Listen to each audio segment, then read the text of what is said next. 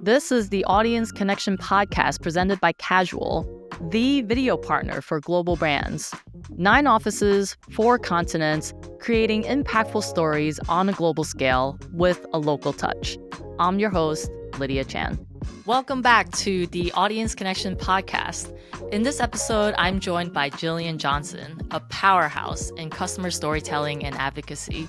As GoDaddy's customer hype woman, Jillian has spent the last decade amplifying the voices of small business owners and ensuring their stories are embedded into product strategy, executive messaging, and brand storytelling.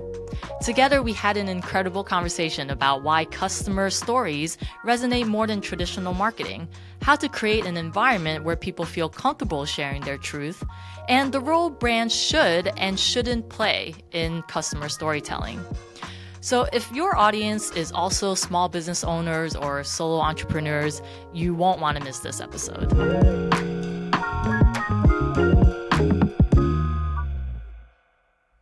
Jillian, welcome to the show. I'm really looking forward to our conversation today. One, because it's always fun talking to you.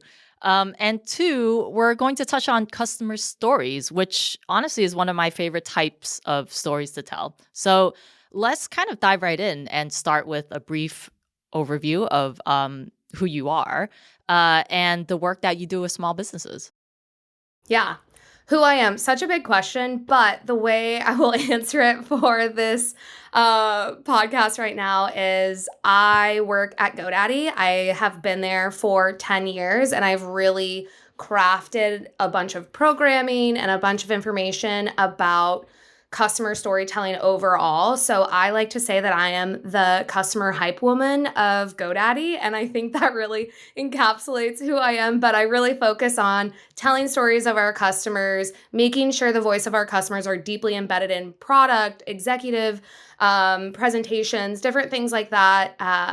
Really, the voice of the customer is what I live and breathe. And I've really made a career out of it. Awesome. So I guess for the audience's understanding, how do we define the small business audience, right? And that is a pretty, large question. Yeah. But how would you, define who they are and what they care about? Totally.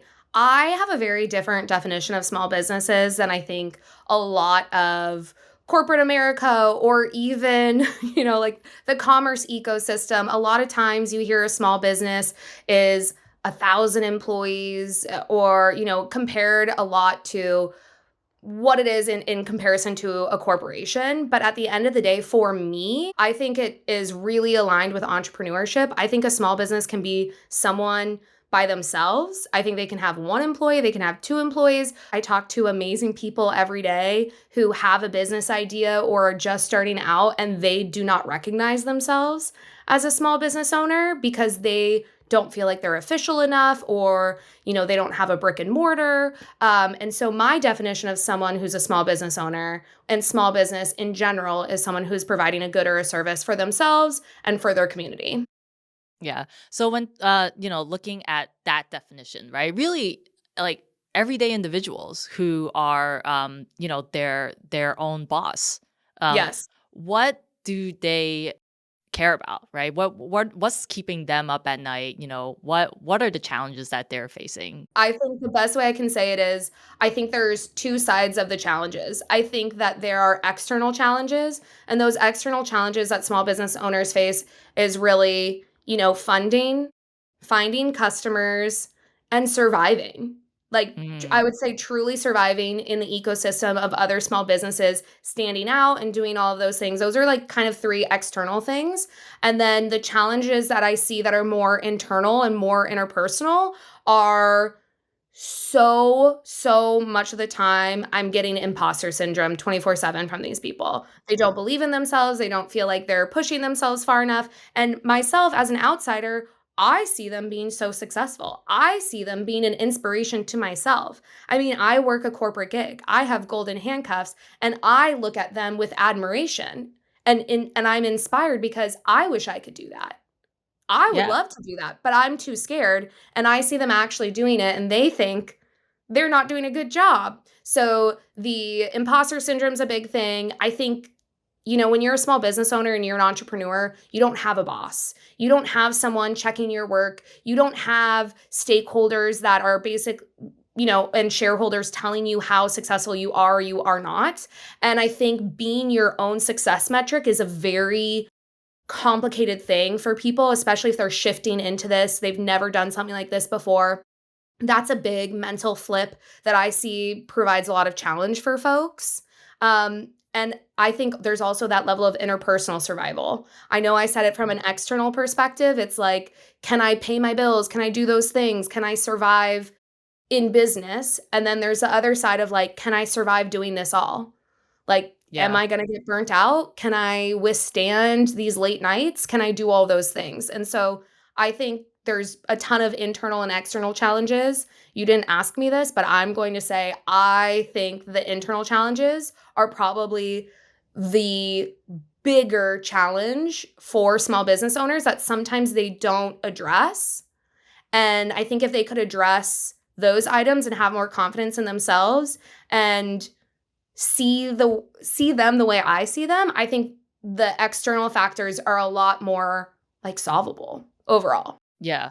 I completely agree, right? And this is a great segue to talk about then, brands investing in storytelling, Mhm. right? When it comes to customers, because it's these intrinsic challenges that are going to make us relate to others when we see that in stories, right? So I guess from your perspective, why are customer stories more why do they resonate more, right, with this audience than, let's say, traditional marketing? Yeah. I don't know how you shop and I don't know how purchase things, but for myself and for a lot of people there's a lot of distrust with big brands.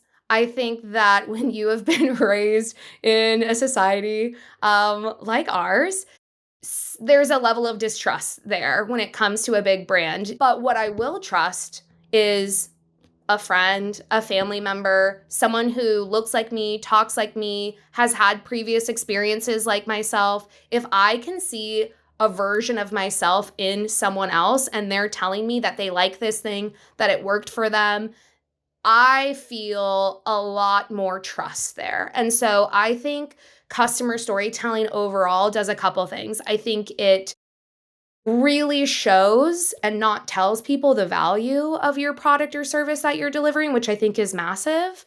No one wants to be told what to do. You need to like show them Yeah. the path and they have the choice to go down that. I also think it instills a lot of trust to see someone who uses the product go out on a like limb and actually talk about it. And I also think it brings a level of authenticity. The way that I approach customer storytelling is never with a script, never with you must do this. And we allow customers to tell their story and fill in the gaps. And I think when you allow a customer to speak truthfully and authentically about their experience, that comes across and people feel that. People don't feel like they're being sold to. People feel like they're listening to a story and they're gaining information from it, but it's up to them to decide what they want to do with that. Yeah, absolutely. And in 2019, we embarked on a journey to tell over, I don't know what the figure is now, like 150 maybe We did small business 152 stories. stories in a year, Yeah. Which, which is honestly was a real privilege, to be able to speak and meet with all these amazing people, right? And having them feel comfortable with sharing their stories and like telling their vulnerabilities, right? And I guess when you look at what is the formula, like, do you think there is a formula to customer stories? yeah, I do, I do. I am a very pragmatic person, and I grew up being a competitive dancer, and that level of repetition really instilled something inside myself to say like, nothing is ever that new. The dance steps are always going to be the same. They're just arranged in a different format and you arrange those steps based on like the musicality. Like what do you hear in the music? What emotion are you trying to tell? What story are you trying to tell? And you can still have the best like technical dance, but if the dancer themselves does not emote and does not tell the story, it's always going to be flat. And I felt that was very applicable to telling customer stories. So I always knew we were going to want to have a portion of, our company story, our GoDaddy story in there. Ultimately, you're trying to sell the company to your audience and build that trust with potential consumers. So that element will always be there, but how do you wrap it? How do you showcase it in a way that seems applicable to other people? And really what we did is we decided to go out and take this formula, which was very much let's hear about the customer up front. Let's really talk to them about who they are without a ton of constraints, really learn from them, hear their story, and allow them that space to speak on that and speak Yeah. about their own experiences. Out of those 152 stories, I always looked at it of, I know that there's going to be some stories that are going to hit on more of the top side of the success rate. Some of them are going to be a little lower, and then we're going to have our outliers of just absolutely outstanding and maybe ones that just truly didn't work. So we went out with a formula to hear about their story, pepper in some other product questions when it really related to how they run their business. And we approached it from a much more story centric, getting to know them space. And then as we developed the relationship further, we started to ask more in-depth, robust questions to drive the conversation deeper into like product or what they're experiencing. Um, and I think you need multiple touch points to get really deep product wise with someone because someone's going to share their story with you if you're an open ear. Yeah. If you really care about what they're saying, they're going to open up to you. But you can't have someone open up and then immediately say, well, like, how did you feel about our product? Yeah. That just first off shuts down the relationship. Nobody's having fun anymore. Yeah. Like it just gets shut down. So to have a pathway and a runway where the first step is just them talking about themselves and their journey and small business and entrepreneurship as a whole was a great first step. And then if we really love them and we love their story and we felt a mutual connection, then we would follow up and go deeper and deeper. The formula that we put together was we wanted to spend, I think it was like 60 or 70% of the time talking about them, and then 40 to 30% talking about GoDaddy overall. And I think that's applicable for any business. And we also had a lot of space in there for them to walk around and do different things like that. So, like in a normal day, I think every single shoot we go out and we do, we have like the interview up front. We're going to have them talk about themselves up front. They're going to loosen up. They're going to feel better. We're going to talk a little bit about the company and more of that product piece or whatever you're trying to sell as a corporation. Then I always did like that we braked a little bit after that. I know that sometimes when you have a production day, you want to really push through a lot of things, but I find so much inspiration when I'm doing nothing and when I'm not Mhm. paying attention to what I should be paying attention to. And then I have ideas and sparks. And I see a lot of that happen with our customers that we work with. We give them a little bit of a break once they talk to us, and then we chat with them again while they're moving and doing something else. So we brought up a lot of similar questions in the second half of the day to get other versions to have them open up a little bit more. And I think that formula is pretty good. Do you feel like that was a formula? I mean, you were there. Yeah, no, I think it kind of ladders back to what you mentioned about, someone is going to to be like a floodgate, right? When they're talking about what they love. And when they're doing what they love in combination with talking about it, right? That's only going to, get even more authentic material and even more deeper material about what exactly it is that they're passionate about, right? So I definitely think that was part of the formula, is to say, how do we do more of this like verite style shooting where someone is actually doing what they love while talking through certain aspects of their business or, again, the product, whatever it might be. And also, I think a very big value add of the verite section was a lot of people in the interviews will shut down. And I don't think Yes. that's anything that, a producer or director or anyone can really manage, because at the end of the day, if you are ever approaching a customer with some level of production, that is always going to be intimidating and scary to them, especially if you go back to my previous comment about a challenge. And, a lot of times small business owners don't feel like they are as amazing as external people see them, because there's already that imposter syndrome. When you sit them down in front of a microphone and in front of cameras and in front of people all staring at them, that's a very intimidating situation. They already don't have that robust confidence to tell their story and pitch it like a corporation would. They don't always have a mission statement. They don't always have a PR person that's prepping them. So this is really the first time a lot of folks are going out and speaking about their experiences. And so having that traditional interview was really important to like get the meat of what we needed. But the verite side pulls back a lot of pressure. Like you said, working with doing their own thing where their confidence really lies, and peppering in a couple questions always was really impactful, because they are not as nervous and they're not as scared because they're in their like domain. Yeah.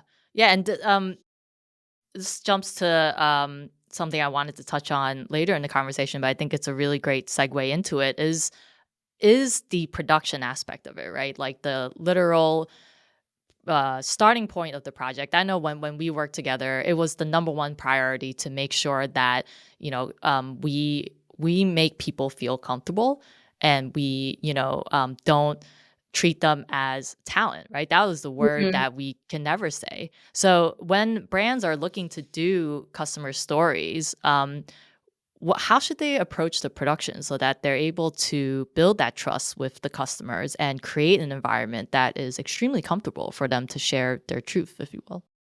Yeah.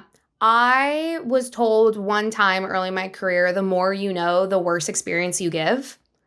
And I was given that advice specifically in like a user experience UX perspective. And the way that I think about that often is when you know a lot, you make assumptions for other people. And you are on so many productions a day, like you don't even think about how this net new person would feel coming to this space. It's their first time. They've never had this experience. They're nervous. They want to make you happy. And so a lot of the production things that we did really were under that veil of, okay, you guys are professionals. Everyone's been doing this for a long time. How do we kind of take that expertise out of it and make it a little bit more, I hate to use the word elementary, but a little bit more elementary for these people? Like talent, when I think of talent, that's a model and actor. That's someone who they are paid to be there. It is their craft. They understand how to change their tone to, and have it be a different emotion. They understand how to receive direction and what to do with that. When you call a customer talent, there is that assumption that they will act like talent. And I think that's where some of your experience as corporations working with people sometimes get in the way of working with a customer is you assume that they can show up and that they can do it. Someone can be very excited about your product and you put a camera in front of them and they have nothing to say. And that's always Yeah. a risk when you're working with customers. Yeah. No, I mean, so many things to touch on here. I think with finding those little like gold nuggets, it can all ladder back to actual marketing campaigns, Of right? And course. like very specific marketing messages. So having these really vulnerable and um, just real relationships with the customers is how you get those nuggets, right? And I think that at the start of the project, or at the start of this whole campaign, what we came to the table with was with the mindset of, hey, we're here to help you tell your story, right? Mhm. We're not here to impose our expertise or direct you to do whatever it is we're asking you to do in each scene. We're here to help you. And I think when you have that mindset, you put on various different hats, right? You put on the friend hat, you put on an empathetic hat, you put on the hat of an educator as well, right? Because we always need to educate folks who are not talent, right, or part of the industry about what's going to happen. Like, what are the Mhm. steps? Like, how long does it take to set up an interview, right? Like, you can't assume these things when people are not, every day, all day, every day on set. I also think to your point of education, I think there's also a perspective of if you are working in corporate America or you're working in corporate, you are inundated with corporate language and you Yes. understand how, and especially as a marketer, you understand how to market yourself. You understand how to take fragments of your corporate strategy and embed it into what you're doing and integrate that into your everyday language.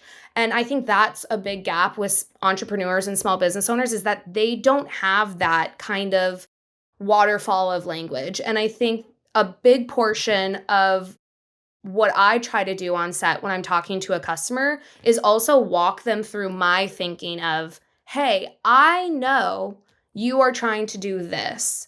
And so when you're answering questions like that, this is a great place for you to insert your like mission and vision of your small business and your way of, marketing yourself. And I feel like so many times I have conversations with folks on set when we take a break or whatever, and they're like, "Am I doing good? Am I doing a good job?" And I'm like, "Of course you're doing great. You're absolutely smashing it. I have some thoughts, like, why don't we work through it? Like, I feel like it would be really cool if maybe you talked about it like this because of all of these previous things you've spoken to me about." And afterwards, a lot of times people will text me or call me after and say, "Oh my gosh, like this was so good. I was able to take what we learned on set and hear you kind of be a mirror and reflect my own thoughts and feelings back to me. And I went back on the website and I changed some of my copy. I went in and I changed marketing materials, or I felt more confident to like put an elevator pitch together. I think outside of just the education of like what will happen when you're on set to make it not scary for you, I think there's also education of communication and what's the best way to tell your story and what's the best way to inject kind of your mission and vision into everything that you do. Because that's what people like. People want to buy the Yeah. person and the story. They don't always care about the product. And I think that works twofold for people who want corporations and businesses who want to bring customers into the fold. I did something called narrative bridges where I took an RTB and then I would say, no one in the world would say it like this.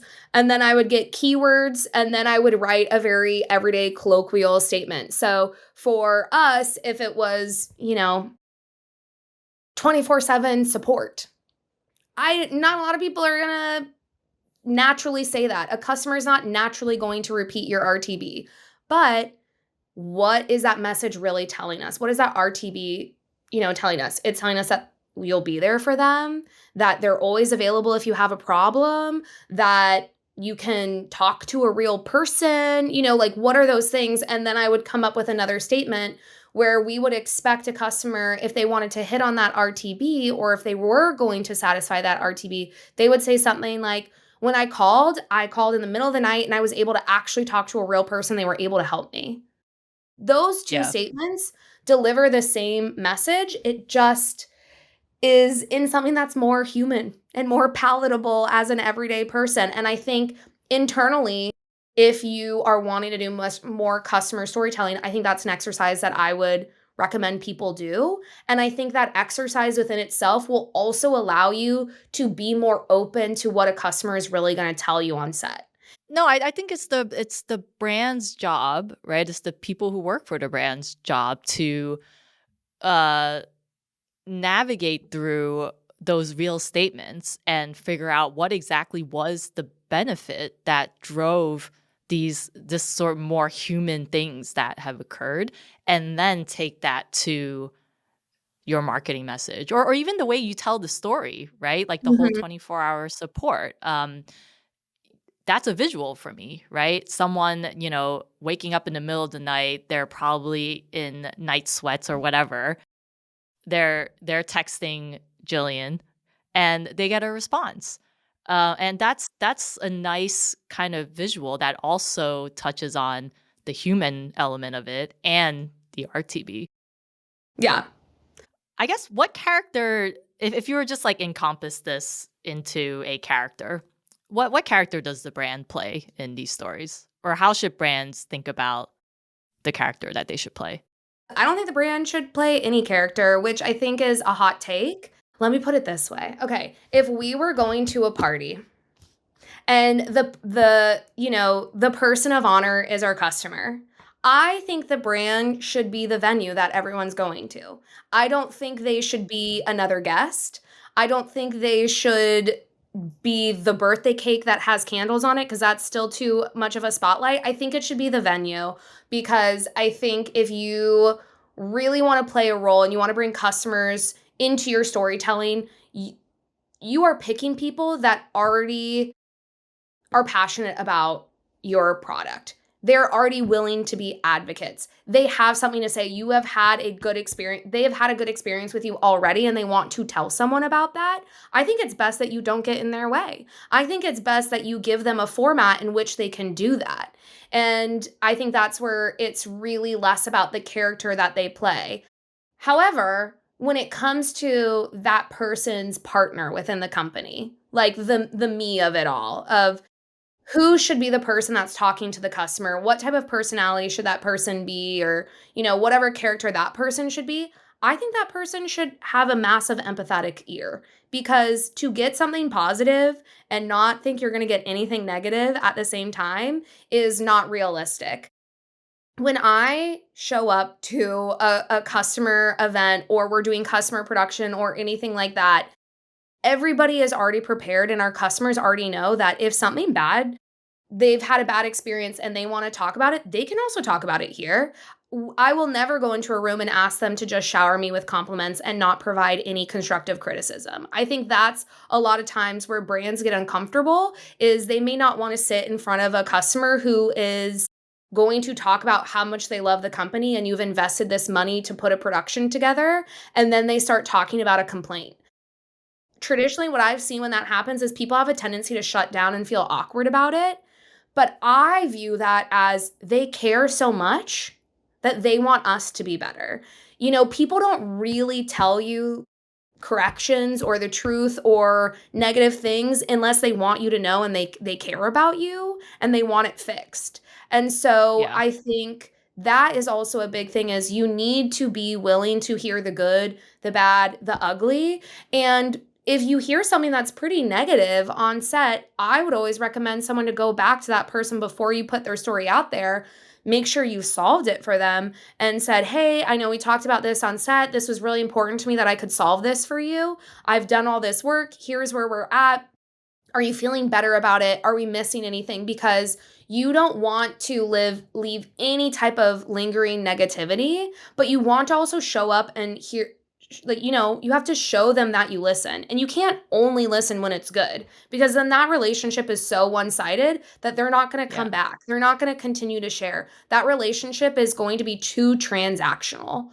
And so I really would encourage people to not approach customer storytelling or customers in general as transactional. It needs to be relationship based. It's a give and take. And I've been on the other end of those conversations when they're not great or they're negative. And a lot of times it's not even about, a product or a service. A lot of times it's the customer is having a personal issue and they are struggling to get to somewhere on time, or I've gone on set and a customer has talked about how they haven't had any sales for 2 weeks and they're really nervous about paying their rent. Like that's a real thing that I can't do anything about. But Yeah. what you do in that moment is you say, "Okay guys, let's put the cameras down. Let's take a 15-minute break." I normally will go over to that person and be like, "Okay, let's talk about it. Like, what can we do to potentially solve some of this? Like, do you want us to maybe put a sign outside? Do you want someone to stand outside and let people know that you'll be open at the end of this shoot? Like, what can we do to mitigate some of that concern right now?" And I think that's Yeah. huge. I 100% agree.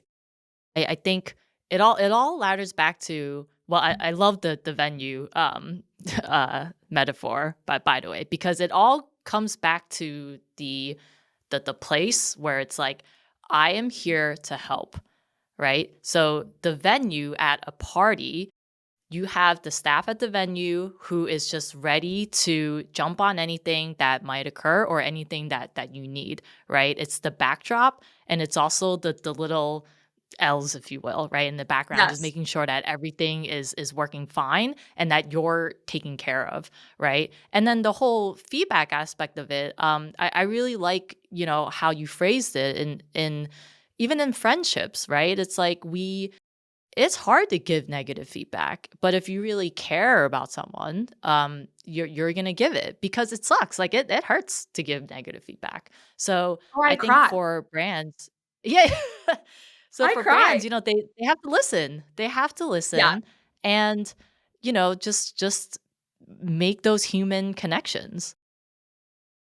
I totally agree. I wanna touch one thing on the venue. I also think within that space of the venue, you show up to a party or you show up to, like, a wedding or whatever, the venue always looks beautiful, and you're like, "Wow, this place is Yeah, so cool." And I think it also aligns to the brand in the sense of there was so much pre-work that happened before this customer arrived to set and arrived to this venue that they have no idea about, and I like it that way.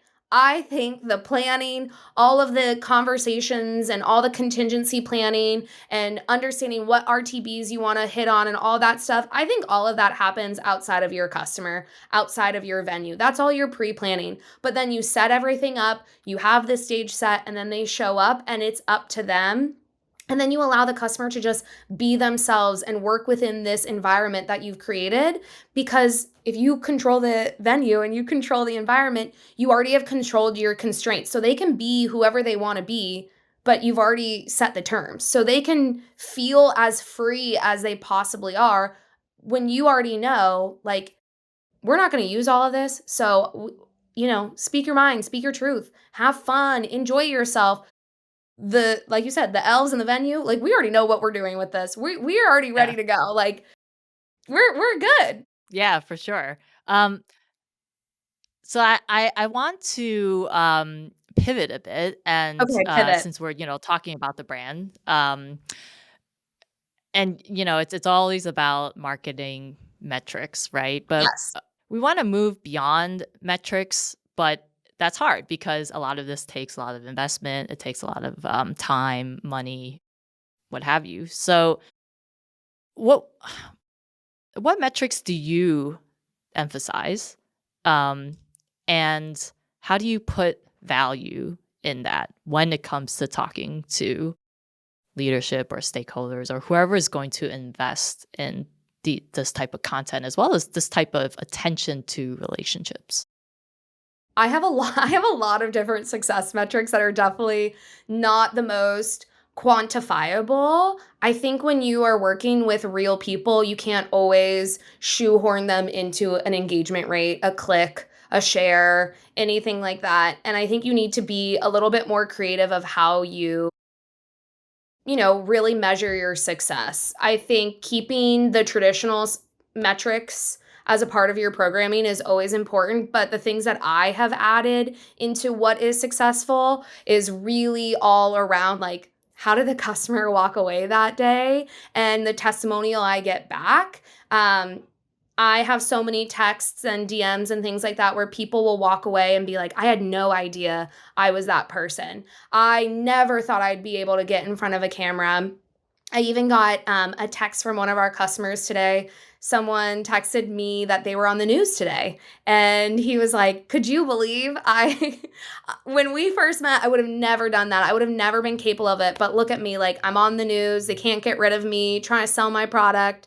And to me, that's so valuable because we open the door to our customer to be more and do more than they ever thought was possible. And I think some of that messaging education is where you did a good job on set if someone feels really confident to do it again. I also feel like at the end of the day, a lot of times you're building a customer story for a single deliverable, one video that will go one place at one time as a campaign. But I have found a lot of value in repurposing some of those assets and repurposing those videos when it comes to buy-in from executives or other individuals.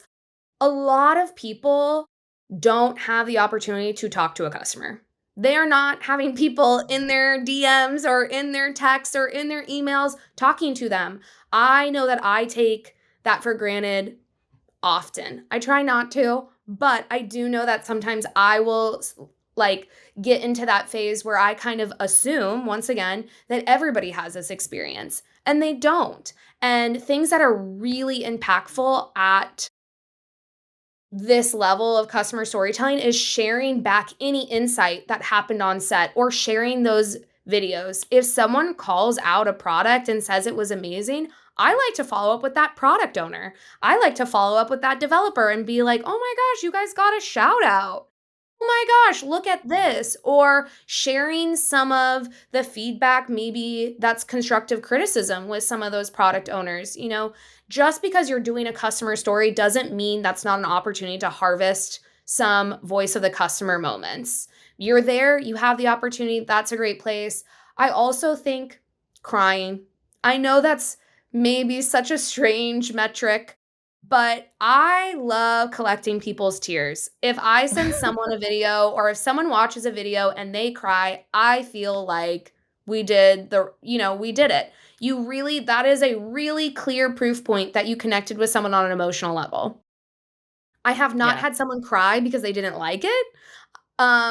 If that happens, maybe I'll change the metric in the future, but it sounds strange, but if I show someone these videos or these customer stories, whether it's internal, external, and they show me some emotional response to me, I say we're on the money. I can tell that we're telling this story because it's emotional to be a entrepreneur. It's tough.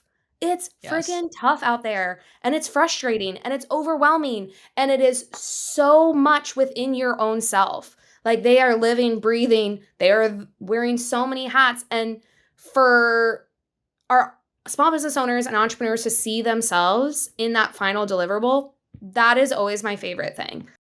When they cry and they feel pride and they feel excited and they want to share it with their community and it really turns into a word of mouth situation, that's a huge value add. So I am collecting tears as if they were a share on social media. To me, I think that's probably more valuable. Yeah. That is, I think, just a really great explanation of going beyond the metrics, right? Because it's not just like you said, it's not just this video deliverable. It's not just this campaign. It is this whole 360 like ecosystem of what the brand is doing with this customer as a partner, as an advocate, as like a friend, right? Mhm. And that touches so many different departments, like you mentioned, right? Like your development department, your customer success or retention department, your marketing department. So we can't just look at, hey, this is the budget for this campaign and it had this many views, clicks, blah, blah, blah. It's all these other things that you've gained from going forward with this project. Yeah, I really like to think about it as like an iceberg of impact.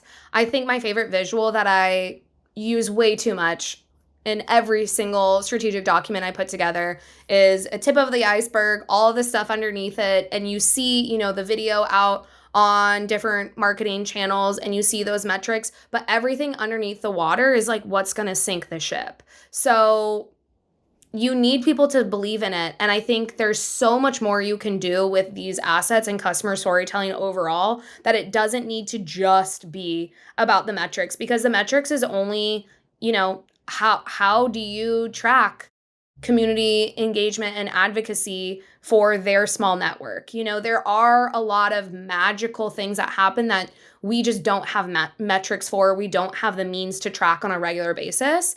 And I think being open to what those things could be and being open to syndicating things outward and letting your customers run with their own story, that's another thing that I think a lot of times brands don't often do is we share back a lot of the content with our customers that we partner with. It's a big thing. I know that was a big thing for us when we were talking about deliverables. I was like, we need to also provide some deliverables for the customers because they're showing up, they're taking time out of their day, they are potentially losing money by spending time with us. We also need to provide mutual value for them and allowing them to have an asset that they can publish on their own social media or text in their own group chat or present to their own small business networking community. That you're still in the room. Your brand Mhm. is still in the room. People will say, GoDaddy did this for me. People, if you give people things back, a lot of times you will be surprised. I go on to some of our small business websites all the time, and I will see some of the photography we shared back on their website and will be credited. We'll be credited.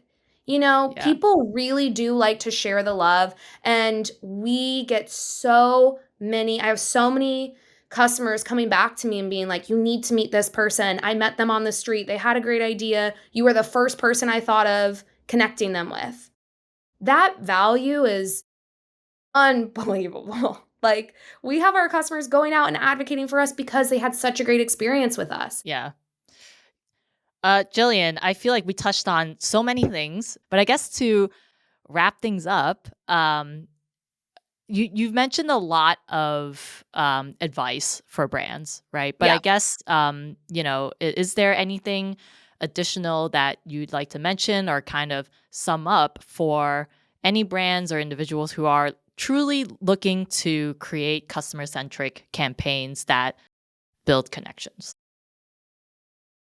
Good question.